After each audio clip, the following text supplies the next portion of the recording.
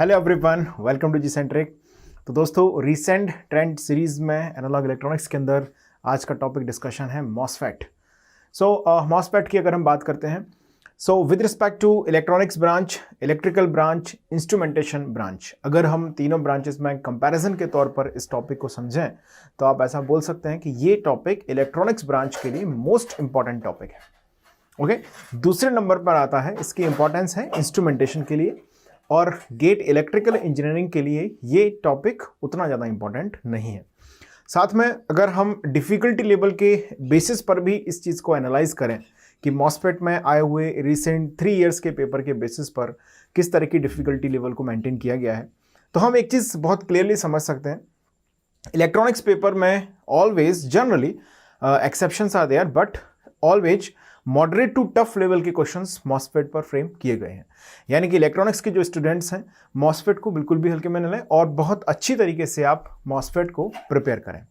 Okay, अब बात करते हैं गेट इंस्ट्रूमेंटेशन की। तो गेट इंस्ट्रूमेंटेशन में भी क्वेश्चंस सम टाइम ईजी पूछे गए हैं और मॉडरेट एंड टफ। तो अगर आप मोस्ट ऑफ द टाइम की बात करें तो मॉडरेट क्वेश्चंस को ज़्यादा प्रायोरिटी वहाँ पर दी गई है और समटाइम अच्छे क्वेश्चंस भी गेट आईएन में बनाए गए। मतलब गेट आईएन के जो स्टूडेंट्स हैं और सिंसियर स्टूडेंट्स हैं, उनको मैं रिकमेंड करूंगा कि आप बिल्कुल मॉसफेट को बहुत तरीके से पढ़िए। इनफैक्ट इलेक्ट्रॉनिक्स वाले जैसे पढ़ रहे हैं वैसे ही आप भी उसको पढ़िएगा। तो जब आप कंप्लीट सिलेबस को ज्वाइन करते हैं तो वहाँ पर मैंने मॉसफेट को बहुत बेसिक से स्टार्ट करते हुए जितना गेट इलेक्ट्रॉनिक्स, गेट इंस्ट्रूमेंटेशन के डिफिकल्टी लेवल तक पहुँचना चाहिए उस लेवल तक अप टू द मार्क हम लोगों ने वहाँ पर कवर किया है। तो जिन लोगों ने ये अटेंड किया होगा तो बहुत आसानी से जो क्वेश्चंस मैं इन डिस्कशंस में करूंगा तो उनको अप्रोच भी वो कर पाएंगे। क्वेश्चन की शुरुआत करते हैं। उससे पहले थोड़ा सा डबल ई के बारे में अगर मैं बात करूं आपसे, तो इलेक्ट्रिकल इंजीनियरिंग में रिसेंट 3 ईयर्स में अगर आप देखें तो एक ही ईयर में क्वेश्चन इस पर आया है मॉसफेट पर, बहुत सिंपल सा क्वेश्चन वहाँ पर आया है। तो डबल ई के लिए सबसे लीस्ट इंपॉर्टेंट है और generally easy to moderate level पर वो क्वेश्चन फ्रेम करते हैं। तो बहुत ज़्यादा डिटेल में इलेक्ट्रिकल इंजीनियरिंग के स्टूडेंट्स को मैं ये रिकमेंड नहीं करूँगा। हमेशा GATE as it is trend follow नहीं करता, exceptions are always there, but हमारे पास एक ऐतिहासिक ऑब्जर्वेशंस होना चाहिए। मतलब हिस्टोरिकली क्या चीज़ें चल रही हैं, क्या रिसेंट पैटर्न है, इसकी जानकारी हमको होनी चाहिए। यही इस सीरीज़ का पर्पस भी है। चलिए तो शुरुआत कर लेते हैं वेरी फर्स्ट क्वेश्चन के साथ। टॉपिक है मॉसफेट अपना रिसेंट ट्रेंड सीरीज में।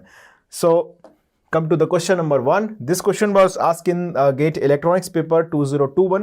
2021 में इलेक्ट्रॉनिक्स के पेपर में इस क्वेश्चन को पूछा गया है। चलिए तो इस क्वेश्चन को एक बार रीड करते हैं। For the transistor M1 in the circuit shown, ये M1 ट्रांजिस्टर हमने दिखाया, okay, shown in the figure, mu n C oxide is equal to 100 micro ampere पर वोल्ट स्क्वायर दिया गया है। ओके, इसकी वैल्यू पैरामीटर्स हैं बेसिकली, और W/L width to length ratio भी आपको दिया गया है 10, where mu n is the mobility of electron, C oxide is the oxide capacitance पर unit area, okay, W is the width and L is the length. Okay, so W/L जो as usual हम जब current equation लिखते हैं MOSFET की तो वहां पर इन सभी पैरामीटर्स को यूज करते हैं। तो इन्होंने बहुत भले आदमी है तो सीधा उन्होंने बता दिया कि W है, ये L है, बाकी आप सभी जानते हैं। ओके, आगे पढ़ते हैं। The channel length modulation coefficient is ignored, यानी कि यहां पर जो लैम्डा की हम बात करते हैं तो लैम्डा को यहां पर क्या कर दिया गया है, इग्नोर किया गया है। Okay, lambda is ignored. आप बोल सकते हैं यहां पर लैम्डा की वैल्यू रखी गई इन्फिनिटी। तो जो स्मॉल RDS हम लिखते हैं 1 लैम्डा IDS, तो उसकी वैल्यू हो जाएगी यहां से, sorry lambda must be 0।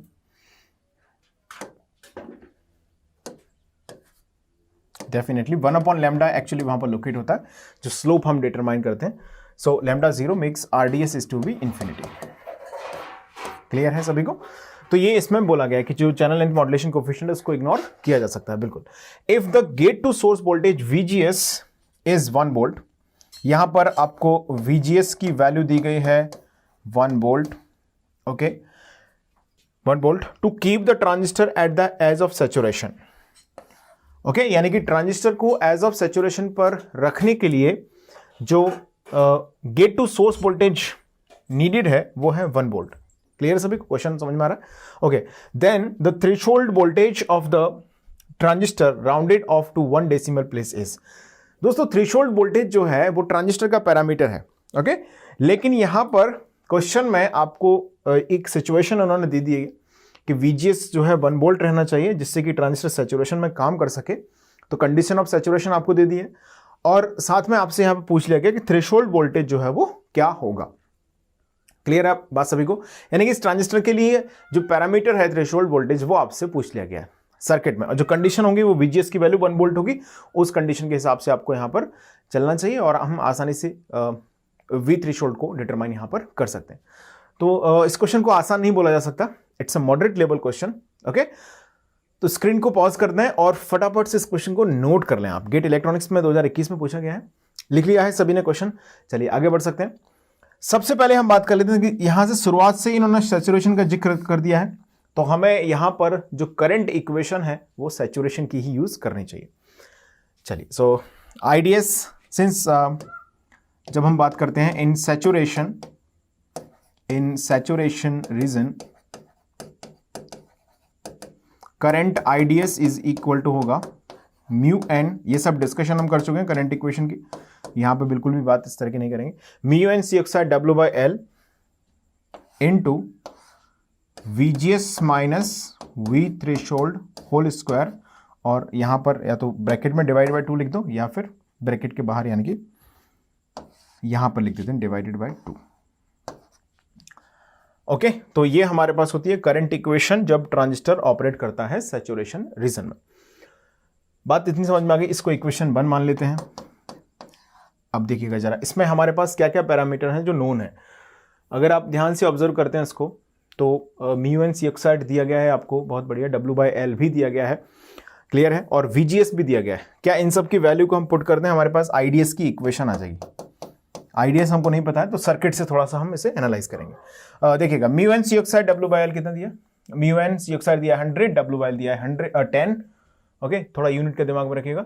100 into 10, 100 into 10 divided by 2। VGS कितना दिया बोलो? 1 माइनस V थ्रेशोल्ड जो कि हमें फाइंड करना है। तो हमारे पास ये इक्वेशन आ गई, इसको इक्वेशन 1 मान लेते हैं, ये बेटर रहेगा क्योंकि ये तो जनरल इक्वेशन ही है। ये इक्वेशन यूज हम करेंगे तो इसको 1 मान लेते हैं। क्लियर है इतनी बात सभी को? यहां तक इसको सॉल्व कर लेना। 1000 बाई 2 500 हो गया। अब जरा सर्किट पर वापस आते हैं। हमें IDS की इक्वेशन एक मिल गई है जिसमें VT है।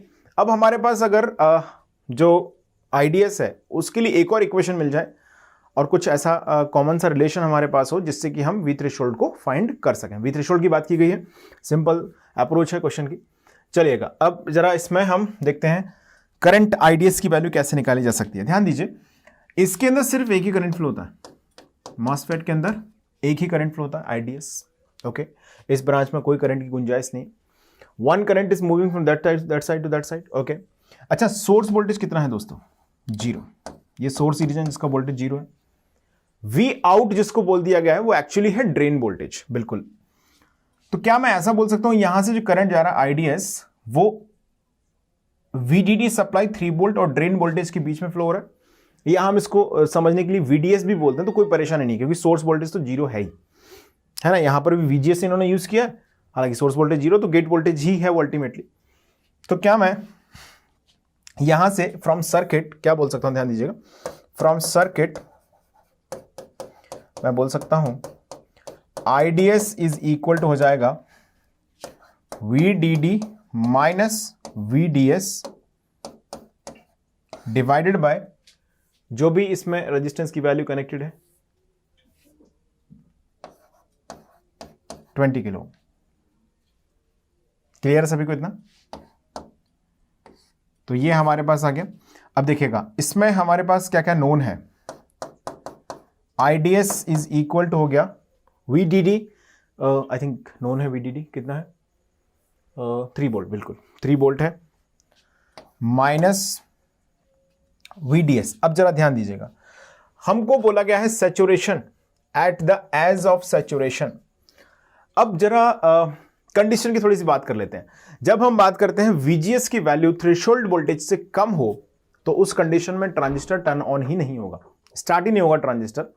ओके, मतलब बात यह है कि ट्रांजिस्टर ऑन नहीं हुआ, इसका मतलब है कि ट्रांजिस्टर जो है वो कट ऑफ रीजन में है। अब जैसे ही ट्रांजिस्टर टर्न ऑन हुआ अब टर्न ऑन होने के बाद या तो वो ट्रायोड रीजन में होगा या फिर वो सैचुरेशन रीजन में होगा।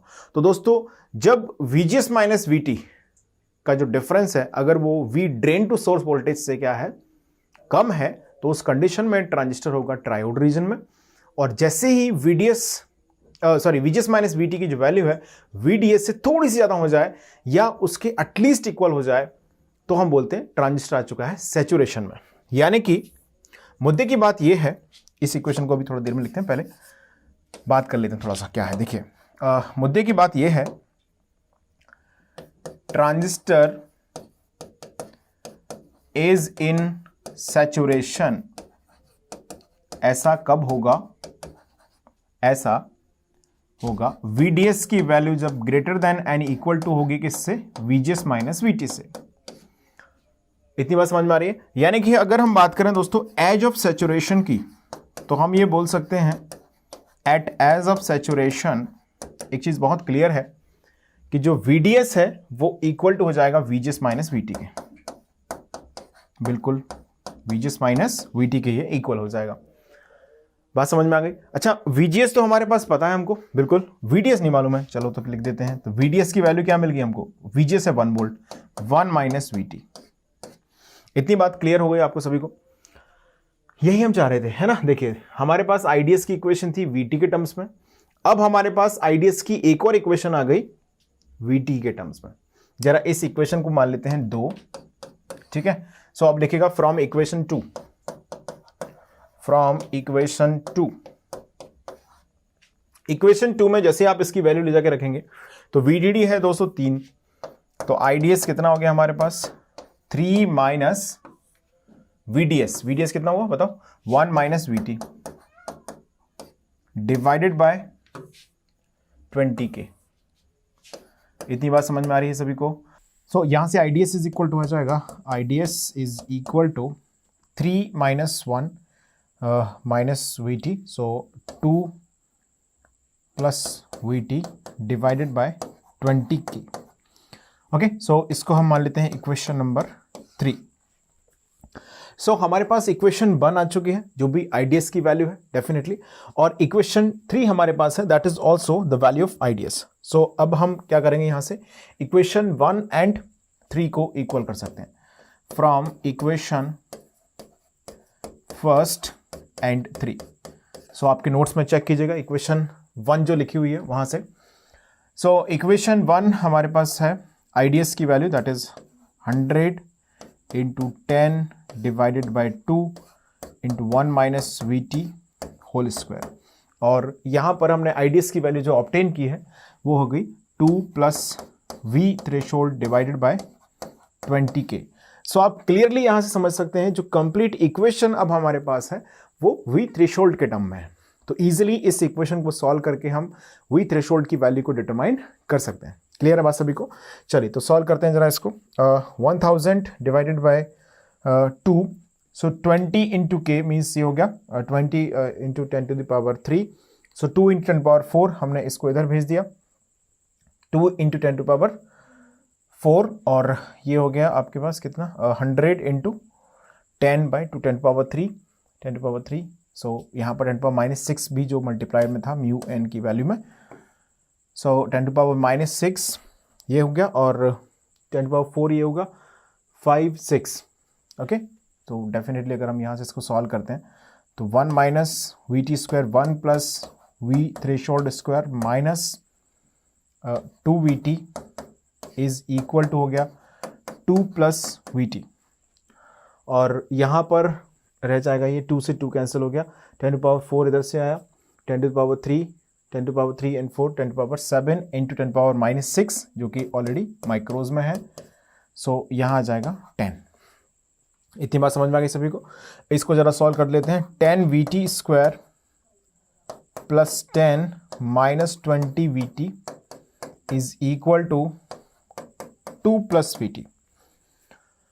सही लिखा है इतना हमने। चलिए अब इस क्वाड्रेटिक इक्वेशन को हमें सॉल्व करना है, तो डेफिनेटली जब आप इसे रीअरेंज करेंगे यहाँ से, सो दोस्तों ये हो जाएगा 10 VT स्क्वायर, इसको इधर हम लेके आ गए तो ये हो गया माइनस 21 V थ्रेशोल्ड, और इसको भी हम इधर लेके आए तो ये हो गया plus 8 is equal to 0। Clear है इतना? चलिए, वी थ्रेशोल्ड क्वाड्रेटिक इक्वेशन बन रही है definitely. So V T is equal to हो गया माइनस बी, यानी कि 21 plus minus under root B square means 21 square, I think it is 421 something else, 21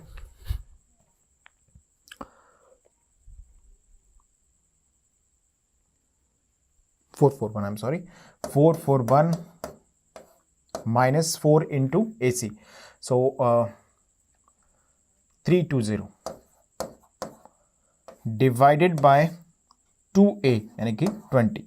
सो दोस्तों वी थ्रेशोल्ड हमारे पास आ जाएगा 21 प्लस माइनस 441 माइनस 320, सो 121 को स्क्वायर रूट अगर सॉल्व करते हैं हम तो 121 आ जाएगा 11, सो ये आ गया 11 डिवाइडेड बाय 20। क्लियर है इतनी बात सभी को?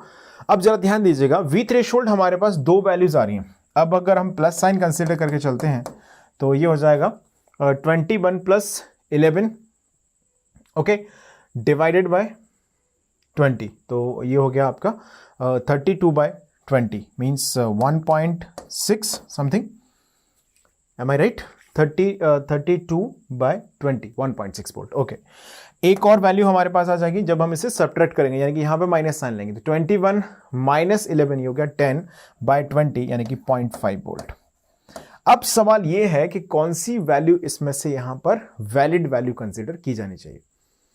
ध्यान दीजिएगा, यहां पर VGS की वैल्यू जो दी गई है to operate the transistor at the verge of saturation, वो दी गई है 1 वोल्ट। VGS की वैल्यू कितनी होनी चाहिए दोस्तों? यहां पर गेट टू सोर्स वोल्टेज जो दी गई है हमको, since VGS is equal to 1 volt, अगर थ्रेशोल्ड वोल्टेज इस 1 वोल्ट वैल्यू से कम है तो निश्चित तौर पर ट्रांजिस्टर ऑपरेट ही नहीं होगा। Means if VT is equal to 1.6 volt, transistor will not be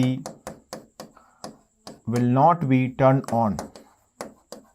अभी हम बोल रहे थे कि ये जो VGS है वो सैचुरेशन का वोल्टेज है, hence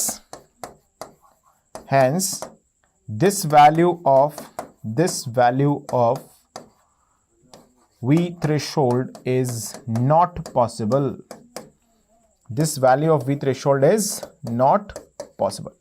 थ्रेशोल्ड वोल्टेज की ये वैल्यू यहां पर पॉसिबल नहीं हो सकती। क्लियर है बात सभी को?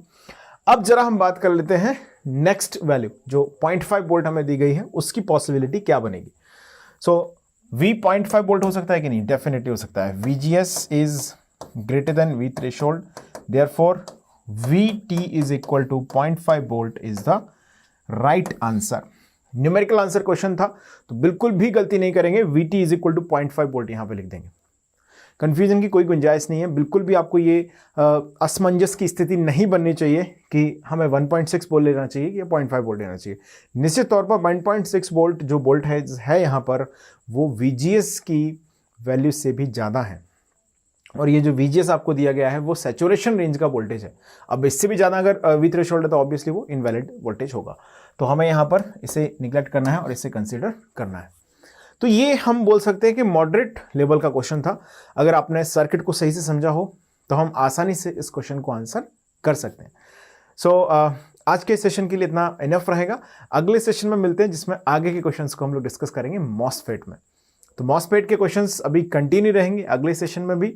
मॉसफेट के रिसेंट 3 इयर्स में किस तरह के क्वेश्चंस आए हैं along with the pattern study, और हम ये भी जानते रहेंगे साथ साथ कि किन किन टॉपिक्स को मॉसफेट में कितनी तवज्जो दी गई है। तो मिलते हैं अगले वीडियो में। सो आज के लिए इतना पर्याप्त रहेगा। Thank you so much.